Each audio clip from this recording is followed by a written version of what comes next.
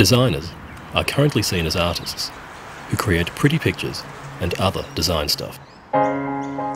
In the urban design arena, designers are usually perceived as frustrated and compromised artists working for commercial clients. Seeking to apply a deeply felt creative process within a fairly mundane, service-based framework.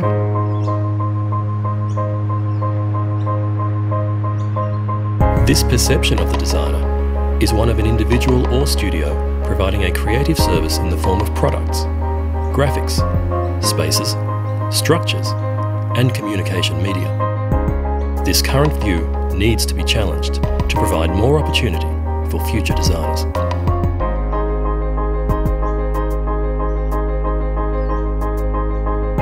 Through the changing of public perspective, there is an aim to deliver a sense of respect for the design community as a force within the Australian creative industries. Both designers and commercial clients are urgently required to move their practices beyond the current craft and product-only paradigm. The currency now is moving towards coming up with risky, innovative ideas that have a positive impact on people's lives. Not just contributing to design landfill.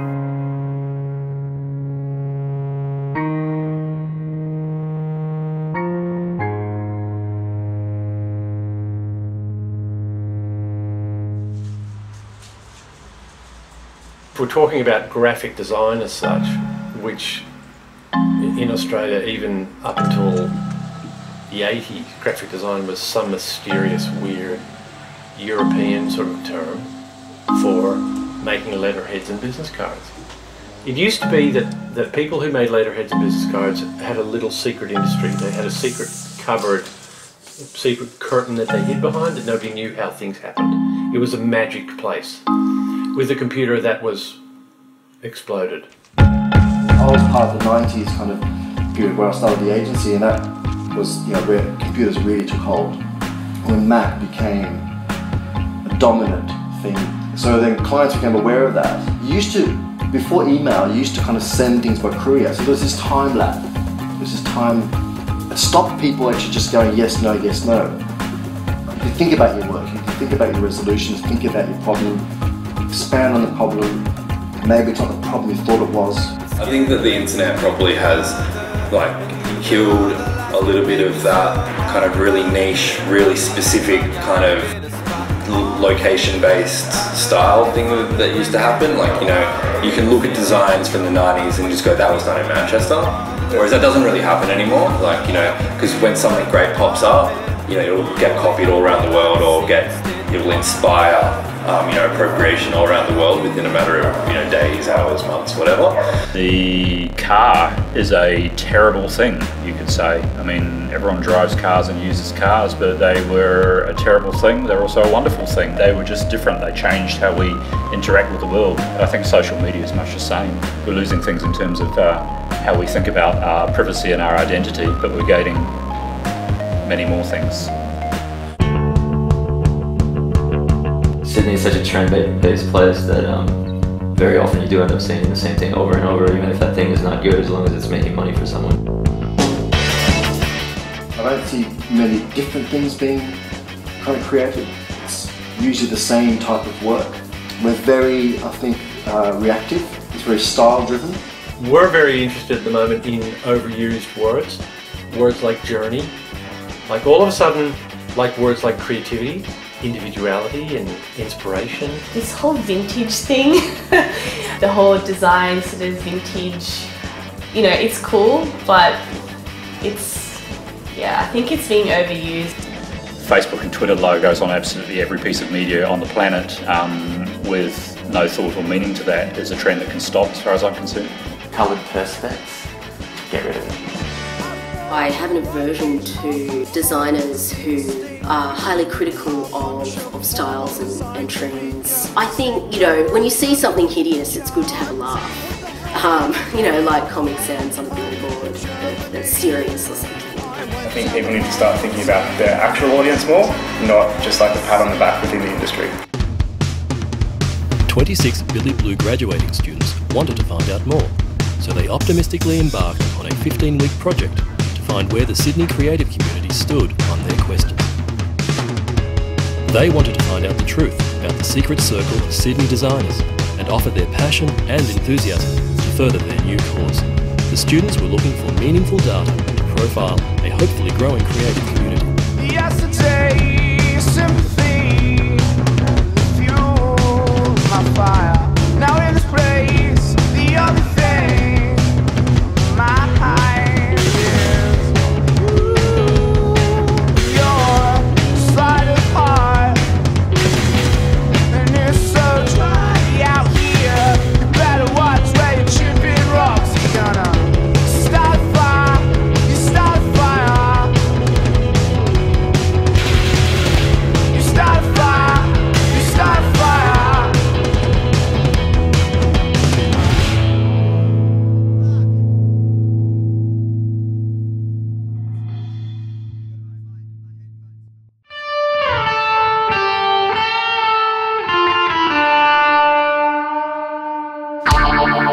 I think designers have always been a bit self-involved.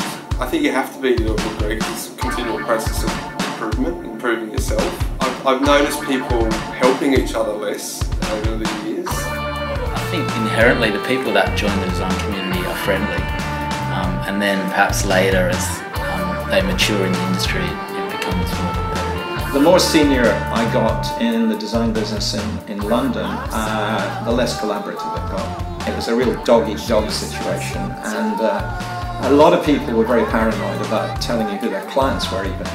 I usually just tell people, I don't care at all. I think it's better off that everyone knows the same thing and that you're not just guarding secrets, really. If we all knew the same stuff and just shared the same stuff, then wouldn't that just make the industry a lot richer? That's what I believe, but I know a few designers that, yeah, they just kind of just cradle their secrets and their sources, and so no one gets them, and so no one kind of takes their clients. I do think there is a default setting for most designers to be scared of other people's design, to be either, you know, if it's good, then they're going to be jealous of it, or if it's bad, they're going to think that the person's an idiot. And you need that conflict. But you need people in Sydney saying that's bad design. I don't hear this. Why is this being accepted? You know, that kind of stuff doesn't happen, that debate. Because everyone's worried about stepping on each other's toes. It's kind of, you know, it's all a bit kind of cushy.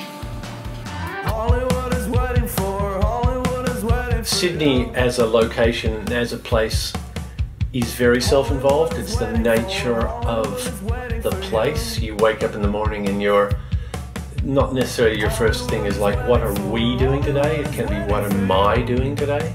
Sydney is very money focused, so I think it sort of creates a very kind of insular approach to work as well, often. I think that culturally Sydney is actually quite a competitive environment, and I think that's because it's quite commercially driven, and I think for example in Melbourne there's much more of a community aspect to the design industry. You know what you want to do, you just want to go and do it, you know, and to try to get people together and do all that, you know, organising, there's a lot of effort involved as well, so sometimes that sort of just gets in the way of collaboration sometimes, I see.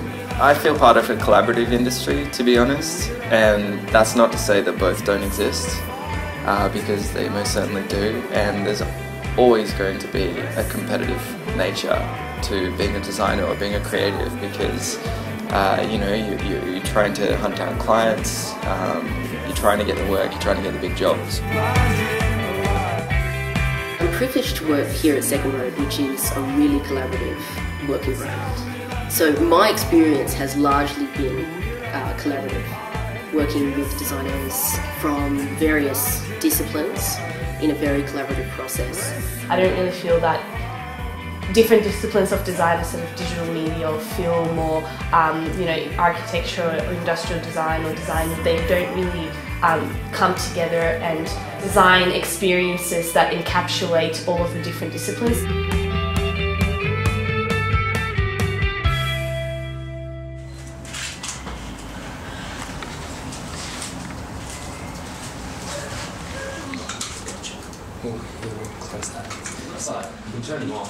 First sort of professional job was definitely who I knew, not what I knew. I didn't know much. I started working at an ad agency as a junior art director, and I really didn't have any idea what I was supposed to be doing. Never had the intention of kind of creating a portfolio website and being like, hey, you know, employ me to be a designer. It was more that I was just interested in doing design things and in that kind of world of design, and then that led to people kind of contacting me. I'm more self-taught, so I got my first job probably by experimenting and backing myself and seeing how it went. Well, my first job was actually with Nathan, and I got that through my design portfolio, but I actually went afterwards and started working in another studio, and then I returned to work with Nathan again later. So in a way it was that actually who I knew that got me this job in particular. I always find it a bit funny, like, you kind of have to be promoting yourself. If you are a designer or artist or illustrator or whatever, it's like a double-edged sword, because you don't want to be like, hey, this is me, look at my work and employ me, but at the same time you have to do a little bit of that to get known. It is what you know, because you need to have obviously a solid skill base and an understanding, but a basic understanding is enough for an entry-level job. It's really about personality, and that's the thing that a lot of student designers sort of take a longer time to learn, I think. I rarely attend creative events. I think that somewhat informed by my busy schedule. It's really hard to find the time to, you know, kind of get outside our bubble. Yeah, I'm really busy. It does take a lot for me to get to something that's on midweek. What does get me there is a sense of kind of build up and anticipation. A lot of things, you know, they're must shows. You'll drop everything to go and see it. Others, you could go, but it depends on how busy you are on the day.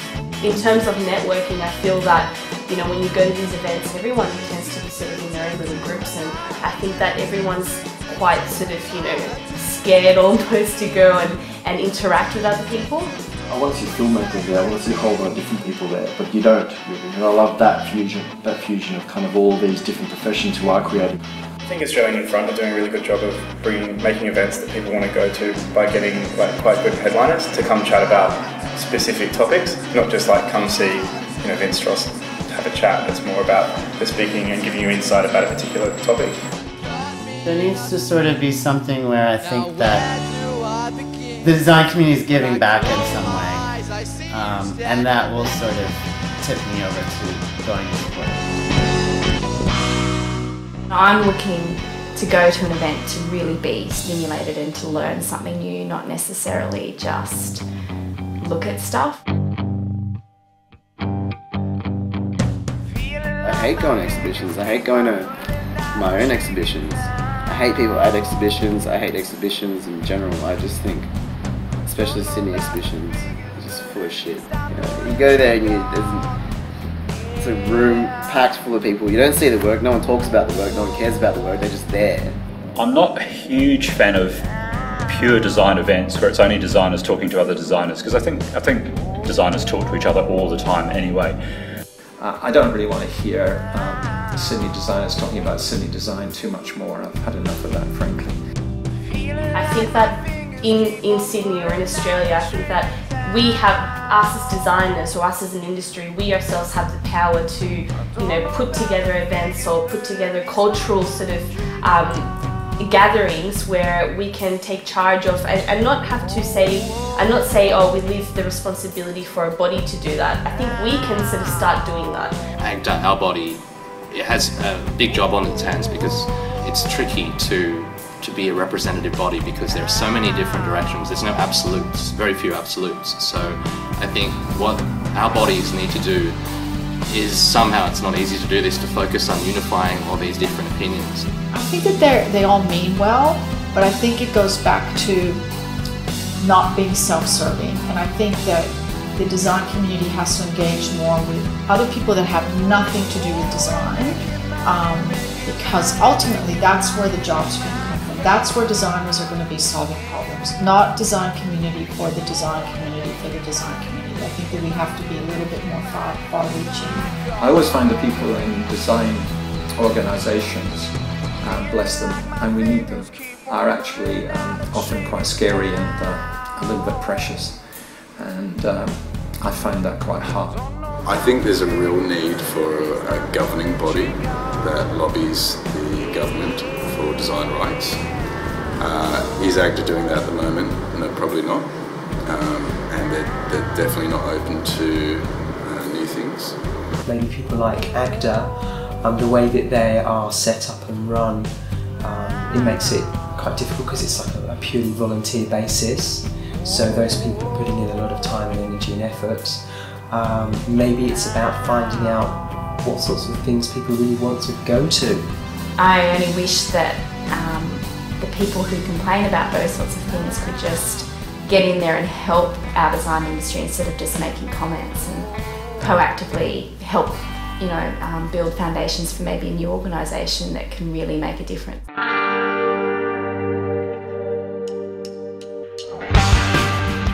Communication is it's a very human thing, so very easy to sit behind a computer or behind your phone and just social media all day long, but get out there and meet people, collaborate, meet new designers, because that is the silent killer factor that will make a big difference. I think you need to still meet those people, and I think it's really important to have actual physical interactions with people. I'm not a big fan of social networking, to be honest. I have like a very love-hate relationship with social media and the internet generally. Like, there's no denying that the internet has been the sole kind of platform for any of my work getting out there, but at the same time, like, I hate sitting on a computer and sitting on the internet, and that seems weird because that's the whole nature of graphic design, sitting on a computer. Personally, I mean, I don't really use my Facebook much for collaboration or connectivity. I mean, sometimes I will, but for me, like, I'll use Twitter. I find it much less intrusive than an email. If you want to contact people, it's easier to get in touch. You don't have to hunt down email addresses. There's insights and there's things that you can get from social media that you weren't able to get 2 years ago or even 6 months ago. I think actually understanding how to interact online is a totally different way of being and existing, and I think it's a really important literacy that people need to develop for where we are at now.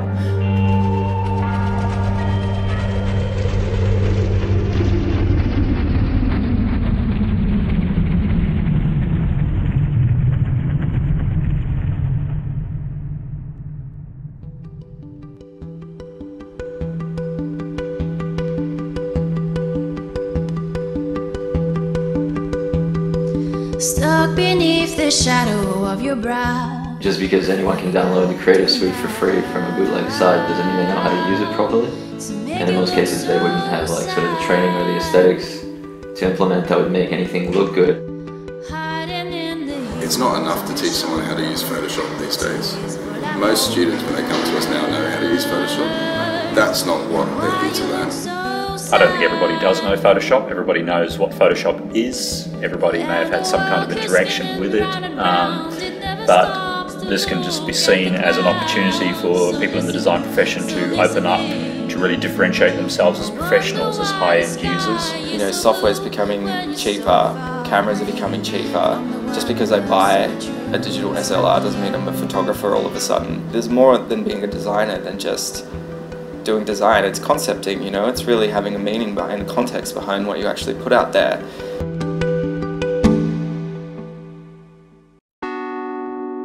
Cheap logos and business cards are like Kmart for fashion, really. For the customer who wants a $3.99 business card, they can have it.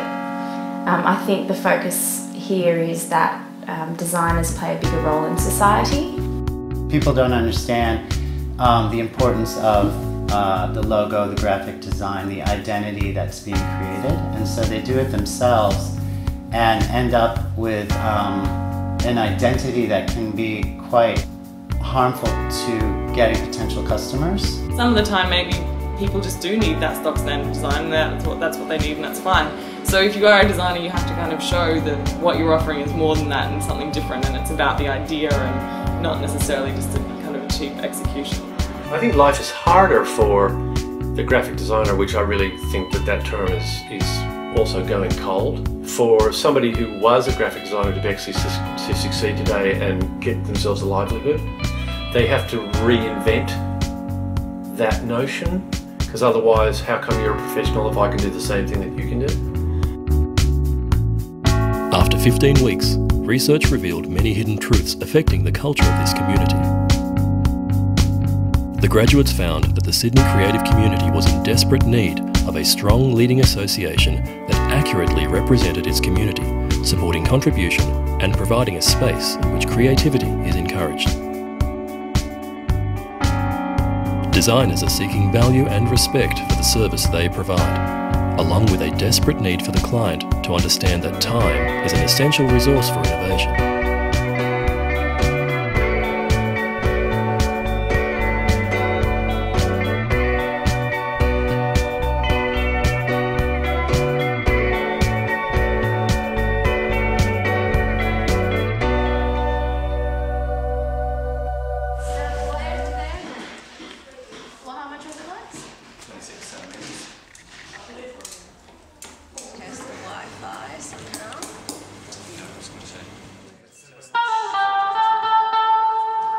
More volume asks the industry, apart from personality and portfolio, what is the next attribute to make us a valuable designer?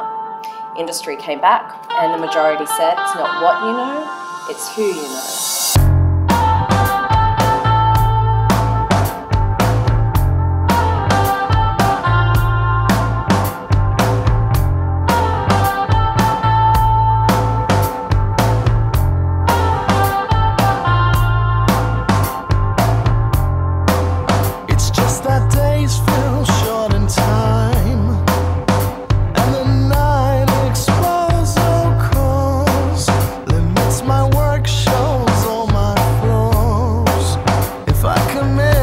A lot of students, when they're at, say, Billy Blue, or the students that we're working with, you give them a task and you hope that next week they bring back the solution. A design student, not all of them, but some of them will kind of wander off, look at the task, not know what to do, it's all too hard, where do I start, be fearful to ask too many questions and come back with nothing. I wish we were more digital people because I think it's a lot on the digital team to do. I think we've got all the spectrum of design skills we need, whether it be digital or branded or communication, but I think the skill that a lot are lacking, and I'm guilty of it as well, as time management. I guess the main problem is that you always know what you want to do as an individual, but then and you start it and you love it and you look at it and you're kind of satisfied with it. And then you have 24 other people who look at it and like, this is shit, work on this again. If we were to do it again, I would do it very differently. Very, very differently, and probably She would have got done. a gazillion times more efficient. Yeah. I would want people to start working straight away instead of talking of what would work and what would not work for 8 weeks. I mean, I guess learning by doing and not talking that much, which is something I've noticed is very Australian. It had to be there. Let's just talk Billy Blue as well. Yeah, it's very Billy Bluish as well. I know I've been trying to do stuff and get things out for quite a few weeks and keep getting slowed down and by this process of how many people are working on this exhibition. I guess my concern is that last year was quite high, so the standard was quite high, so I'm concerned that ours won't meet the par. I guess that's the biggest fear. We had really exciting expectations and really exciting hopes for where this could go, and I think based on the timeline and the willingness that we've got from people at the moment, it's limiting what we can achieve. Well, personally, I think we're a little bit over our heads. A lot of knowledge on physical knowledge, especially on the experiential side of things. It's a bit of a new world, a new scope, and having a little bit more input on that would be really good. I found the whole time here group work to be a real challenge. And collaborating, all working towards one goal that hasn't really been defined up until the past couple of weeks has been a massive challenge. It shouldn't be that difficult to get it done, like if no one sleeps.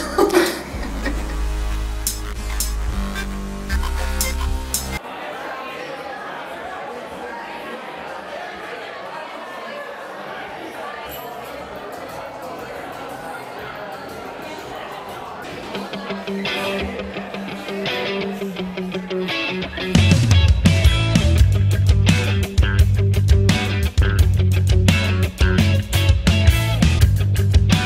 open to the world and your ideals are grand. Fiver in your pocket for the cigarette brands.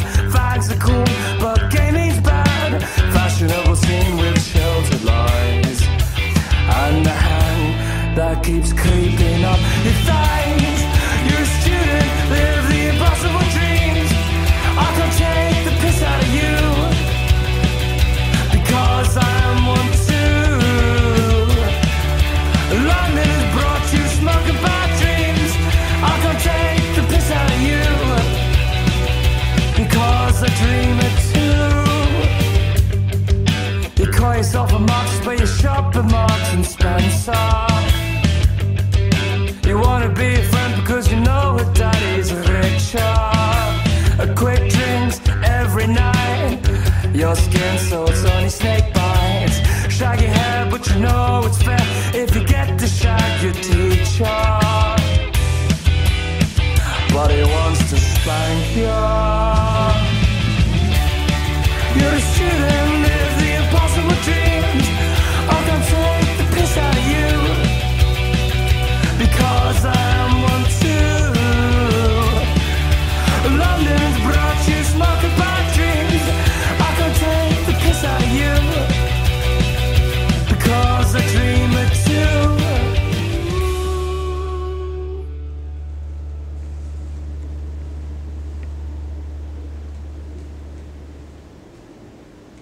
I think it's important to look at the community as it's evolving, because what is the design industry without a community to share ideas, to generate ideas together and then to foster those ideas? I don't know, I really almost get like a high off of bouncing ideas off of other people and interaction and sort of meeting other people who are doing awesome things that I look at and I'm like, wow, that's really good. It can only be a good thing. We have to constantly go back and look at what we're doing and how find ways to improve ourselves. So it would be ridiculous to think not that we've got it all going on and it's all fine. I think, yes, develop your own individual skills. Yes, be thinking about, I really need a livelihood, and I've got to get good at not just what I make, but how I make this my business. But I also think that we need to grow our influence by showing that we can work in a bigger context. I think we've got to back ourselves more, that we have talented designers in Sydney who lead the world in particular fields of design, and we're just as good, if not better, than the Berlins, the New Yorks, the Switzerland. So, yeah. Into names here. I agree with that. I can't beat that.